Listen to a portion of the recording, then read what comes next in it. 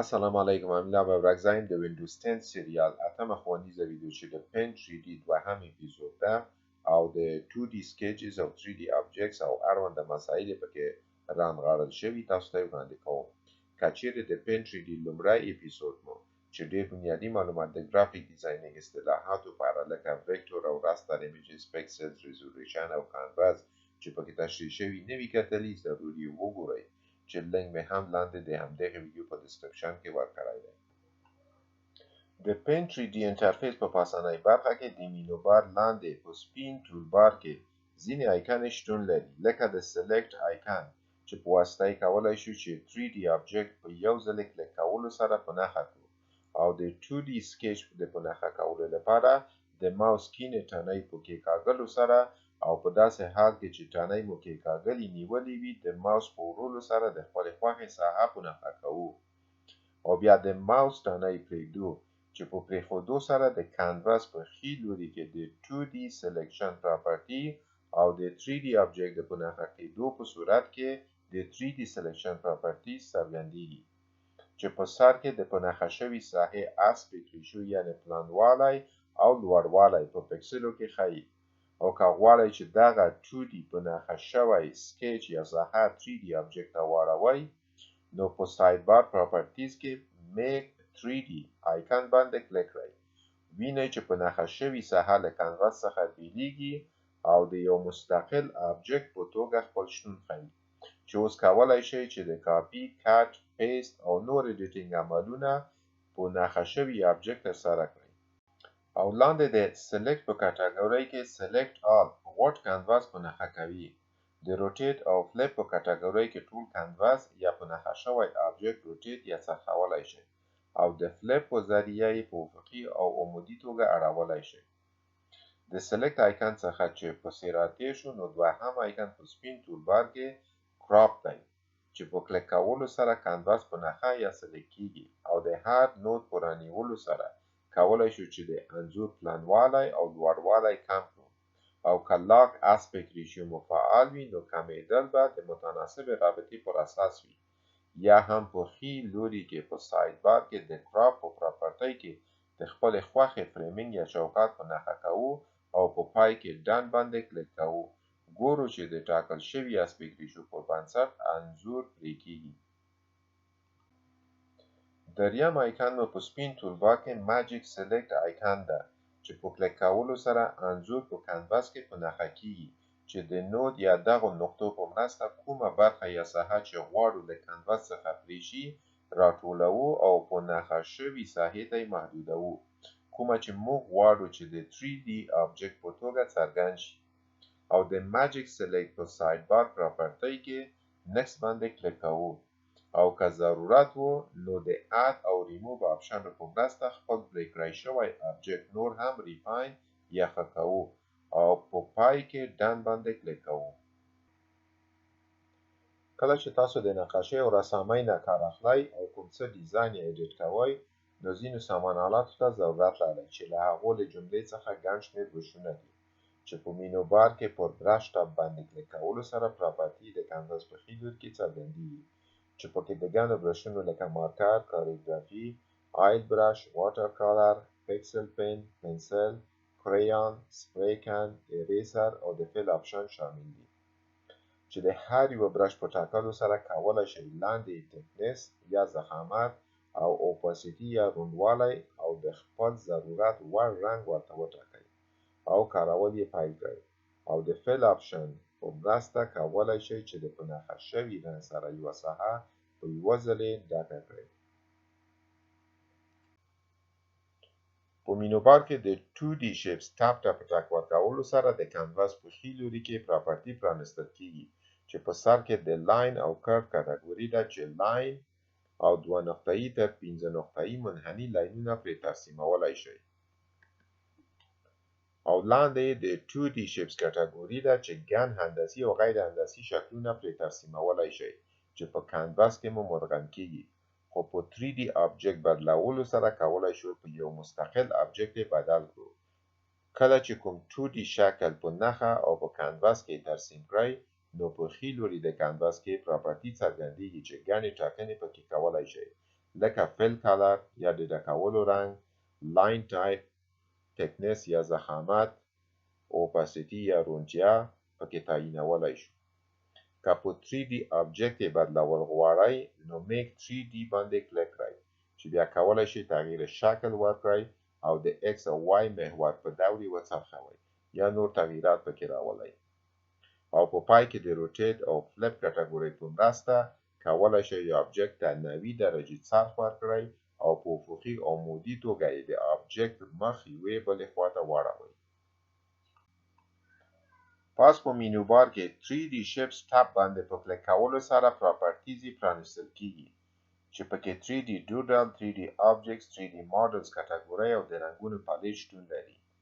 چې د همدغو کټګورۍ په مرسته هر ډول د ضرورت وړ ډیزاین پرې ترسیمولی شو. د بیلګې په توګه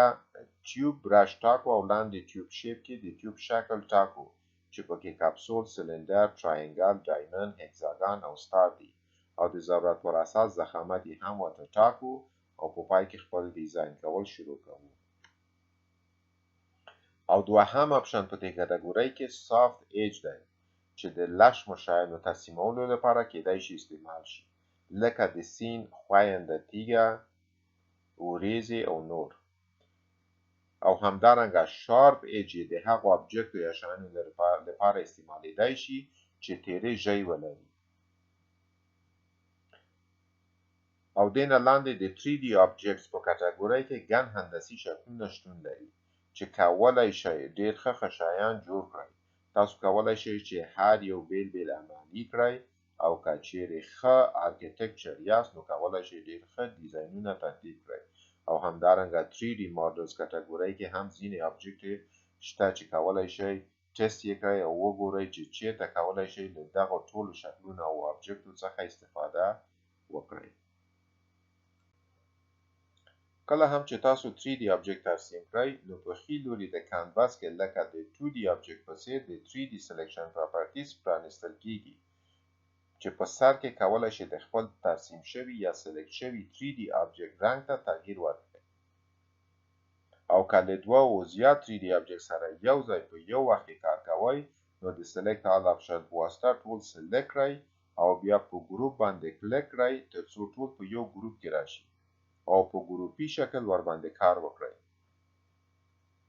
همداشان کولی شئ ځینو دغو آپشنو ته د شارټکټ مینو له لارې هم لاسرسی ولرئ. په 3D آبجکت باندې ماوس پوینټر راولئ او د تل په څیر د ماوس ښی تڼۍ باندې کلیک کړئ او د ځوړنده شوي مینو څخه ځینې ایډیټینګ ټاکنې لکه کټ، کاپي، پیسټ، ګروپ، انګروپ، روټیټ او فلپ کړنې چې وړاندې مې تاسو ته په ګوته کړې پرې عملي کړئ. د پین 3D تر ټولو وتلې ځانګړتیا د 3D یا درې بعدیز آبجکت د X او Y محور پر اساس د فلپ، سپین، روټیشن او پوزیشن لپاره څلور نقطې دي چې عبارت دي د X اکسس، Y اکسس، Z اکسس روټیشن او Z اکسس پوزیشن چې ټول په ګډه آبجکت ته ځانګړی موقعیت او شکل ورکولی شي. او Z اکسس پوزیشن د آبجکت موقعیت له کانواس سره ټاکي او دا هغه وخت ډیره موثره ثابتیږي چې ډیر آبجکت یا شیان په کانواس کې یو پر بل راشي نو د ګڼې ګوڼې د کمولو لپاره له دې نقطې څخه کار اخیستلی شئ. دغه د ګراف پرده له موجود هر آبجکت څخه په تیریدو سره د آبجکت موقعیت په ګوته کوي او کله هم چې آبجکت کانواس ته نږدې شي نو دغه د ګراف پرده غیبیږي او دا ښیي چې آبجکت د کانواس شاته په وتلو دی. او که غوښتئ مو چې د ټول کانواس یا کاري صفحې موقعیت یا پوزیشن ته تغییر ورکړئ څو ټول کانواس څټ او مخ یې له هرې زاویې څخه ښکاره شي نو لومړی پاس په ټول بار کې 3D ویو باندې کلیک کړئ او بیا ماوس پوینټر د کانواس په یو خالي ساحه کې راولئ او د ماوس ښی تڼۍ کېکاږئ او په داسې حال کې چې تڼۍ کېکاږلې وي ماوس ته حرکت ورکړئ ترڅو کانواس یا کاري صفحه په حرکت کې شي او څټ مخ یې دواړه وکتل شي. پین 3D سټیکر هم لري. په مینو بار کې سټیکر باندې کلیک کړئ، په په ښي لوري کې پراپرټي څرګندیږي او بیا د سټیکر په آیکن باندې کلک کړئ څو لیست یې څرګند شي. استعمال یې ډیر ساده دی. سټیکر په نښه کړئ او په کانواس کې ترسیم کړئ او که غواړئ چې په 3D آبجکت یې واړوئ نو د پراپرټي څخه میک 3D باندې کلک کړئ. سټیکر په ځینو مواردو کې په ګرافیک ډیزاینینګ کې ډیر سهولت جوړونکی او ټایم سیوینګ ثابتېدای شي، په دې معنی چې له دې سټیکرو څخه کولی شئ په ګرافیک ایډیټینګ کې کار واخلئ. که چیرې د فوټوشاپ کلیپینګ ماسک سره آشنا وئ، په پین 3D کې کلیپینګ ماسک په ډیر اسانه توګه ترسره کیږي. د سټیکر په سایډ بار پراپرټي کې د ټیکسچر آیکن باندې کلیک او له لیست څخه یو وټاکئ او خپل 3D آبجکت ته یې وکاروئ،